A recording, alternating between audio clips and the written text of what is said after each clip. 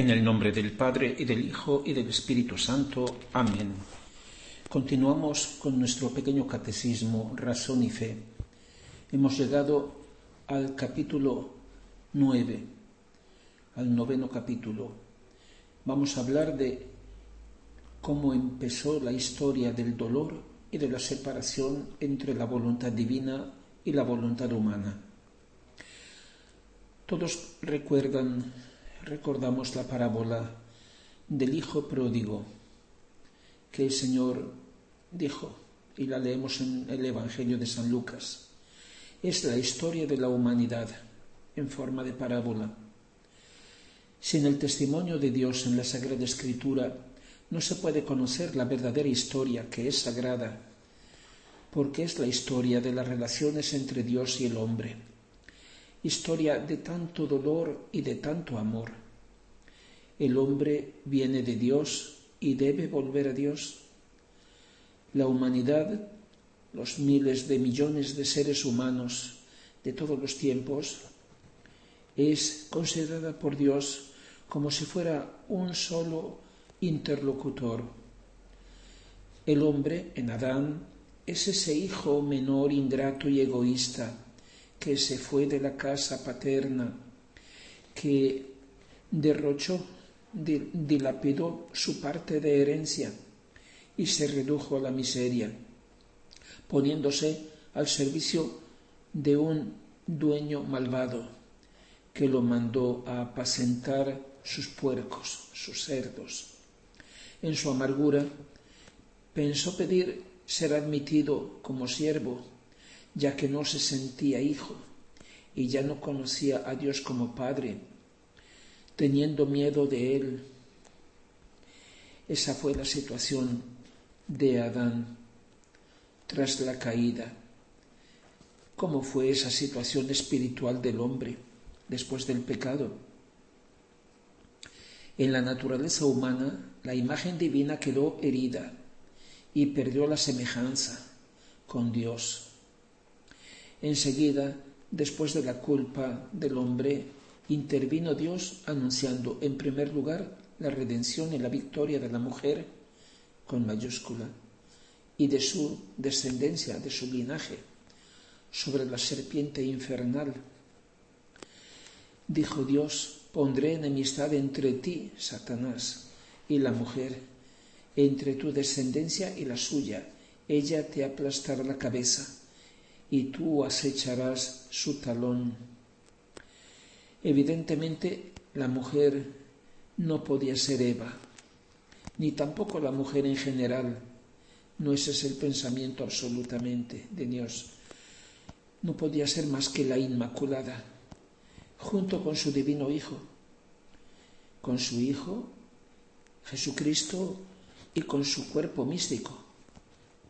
Así Dios prometió restablecer el orden primordial de la creación, su reino en el hombre, conducirnos a su semejanza perdida, darnos de nuevo su voluntad como vida. Pero para ser otra vez hijos por gracia, antes debíamos ser redimidos por el Hijo de Dios, que es la verdadera cabeza de la humanidad, como San Pablo lo proclama, el primogénito, dice también, incorporándonos a Él. Nuestros primeros padres fueron expulsados del paraíso, que se volvió un valle de lágrimas, porque Dios había sido expulsado de su paraíso viviente, que eran Adán y Eva. La separación de Dios causó la ruptura de la solidaridad entre ellos.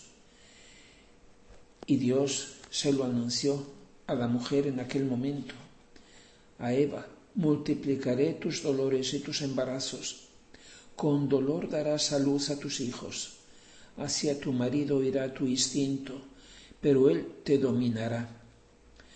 Y se rompió también la solidaridad entre el hombre y la creación.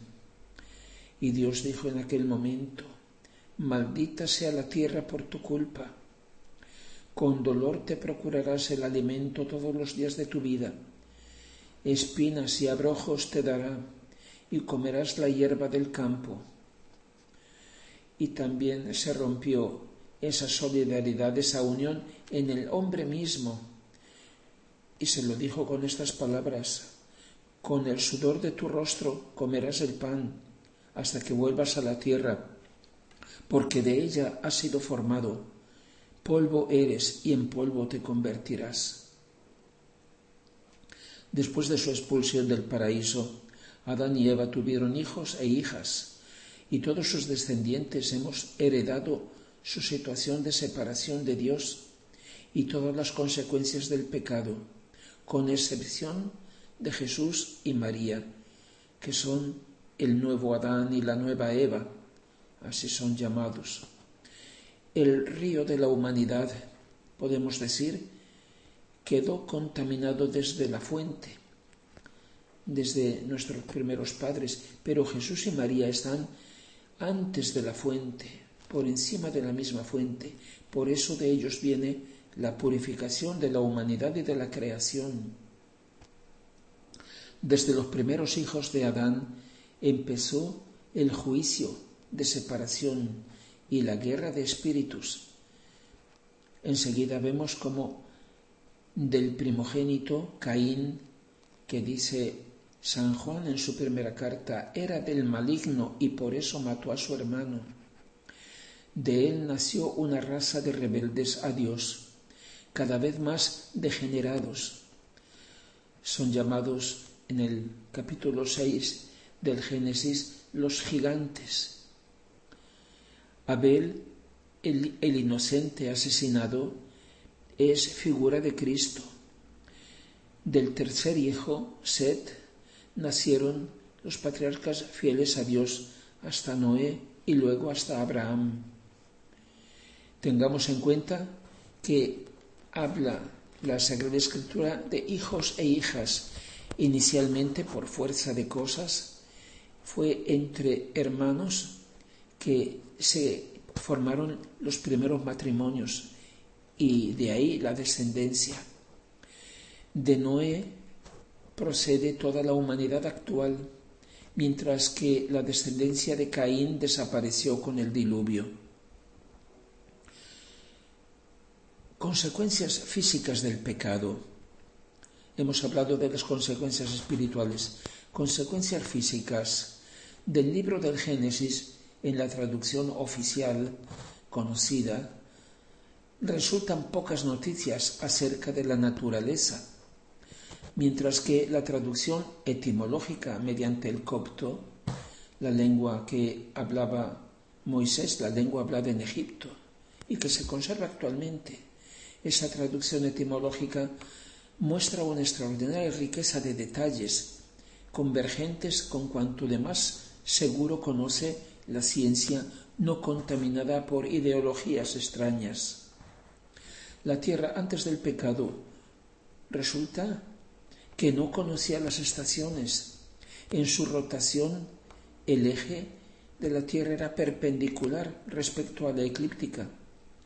Tampoco conocía la lluvia. El vapor que se levantaba del suelo se condensaba como rocío cada mañana.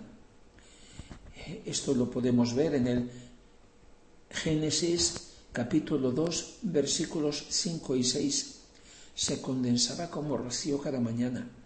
El anillo acuoso formado en la alta atmósfera por las aguas superiores filtraba la luz del sol y las radiaciones cósmicas, dando un calor difuso y uniforme en todo el continente único, por lo que no había viento ni temporales. Así las causas del actual envejecimiento de los seres vivientes no existían, y hombres y animales habrían debido vivir hasta el fin del mundo. El pecado de Adán es lo que introdujo un germen de muerte en todo el universo. El eje terrestre se inclinó, creando el alternarse de las estaciones y con eso las diferencias de temperatura entre los antípodas. De ahí resultó el viento, la lluvia y la formación de los casquetes polares.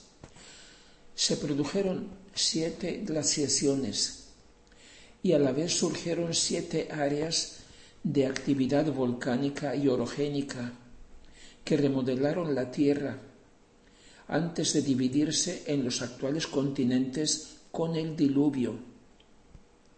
Las variaciones climáticas limitaron la extensión de las especies vegetales y tal vez su número. Como consecuencia, algunos animales se volvieron carnívoros, otros vivieron como parásitos. Así nació la violencia entre ellos y contra el hombre. Se rompió la armonía y la paz en la naturaleza. Sobre todo, la rebelión de las almas provocó la de los cuerpos animados. La introducción de la muerte y de la enfermedad en la tierra fue progresiva. Los seres vivientes habían sido creados perfectamente sanos y todavía hoy, gracias a que no se transmiten las características adquiridas, todos parecen volver a partir de cero en cada generación. Pero las condiciones climáticas y la fatiga del trabajo aceleraron el envejecimiento, sobre todo a partir del diluvio. Mientras los patriarcas hasta Noé vivieron incluso hasta 900 años, Sem, un hijo de Noé, vivió solo 600, Eber 464, Abraham 175, Jacob 147, Moisés 120 y sus contemporáneos alrededor de 70-80 años, como ahora. Nada permite evaluar cuándo nacieron los animales fósiles muertos en el diluvio. Una vez adulto, el animal deja de crecer y los signos de senilidad que por el esqueleto permiten calcular la edad se interpretan al ritmo de envejecimiento en las condiciones actuales de vida. En cambio, ciertos vegetales parecen poder crecer indefinidamente con la edad, como ciertos árboles que tienen siglos, mientras que otros parten de cero después de cada invierno. Pero la perfección original, dice la Escritura, Dios vio que eso era bueno, suponía conservarse la tierra en las condiciones de la creación. Con el pecado y más tarde con el diluvio, el ambiente de los animales hizo defectuoso su instinto. Y es que por el pecado del hombre, dice el Génesis, capítulo 6, versículo 12, por el pecado del hombre toda carne corrompió su vida en la tierra.